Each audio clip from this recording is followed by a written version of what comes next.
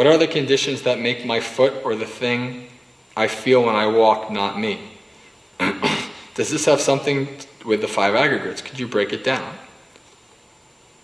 Well, this is pretty easy because there's nothing that is you. There's nothing, the Buddha says. Now, while the Buddha refused to say there is no self or there is a self, when people asked him that question, he refused to answer. What he did say was, whatever you look at is not self. Whatever you can look at in your own experience, you're not going to find a self there, a permanent, unabiding self.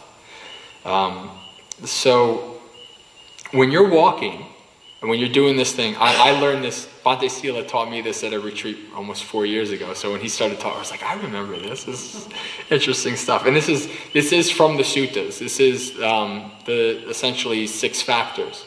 And what I wrote up there is the 3 characteristics of existence, and the what the Buddha talked when he talked about observe whatever you can see.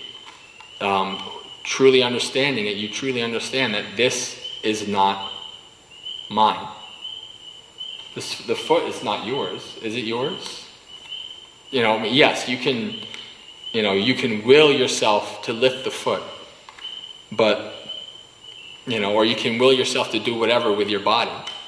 And so we think that we have a power over it, that it's ours. This is my body.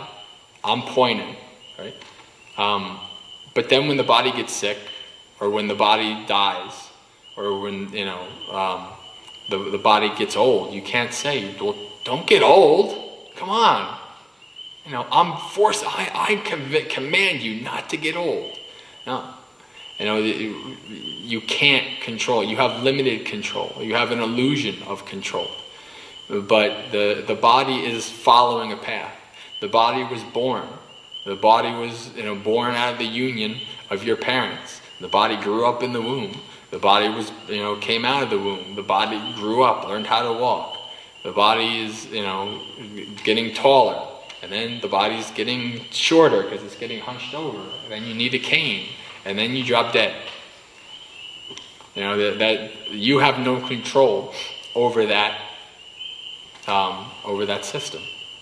So the Buddha says, if it really was yours, you'd be able to say, don't be like that.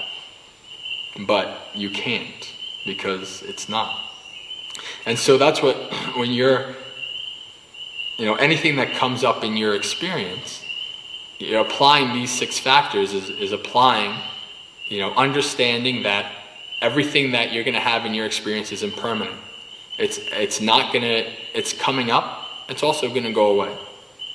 It's not going to, it's always going to change.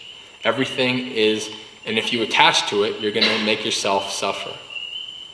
And it's also of the nature to not have a permanent self. And so that's really the main, and as a matter of fact, when we talk about Vipassana, that is actually what you're seeing. When you're seeing with insight in Buddhism, you are seeing the 3 characteristics of existence. You're seeing that all phenomena, all conditioned phenomena, and everything's conditioned except for Nibbana, is impermanent, unsatisfactory, and not self. Everything. You can't experience anything that isn't. So, and the 5 aggregates are all of the above: impermanent, unsatisfactory, and not self.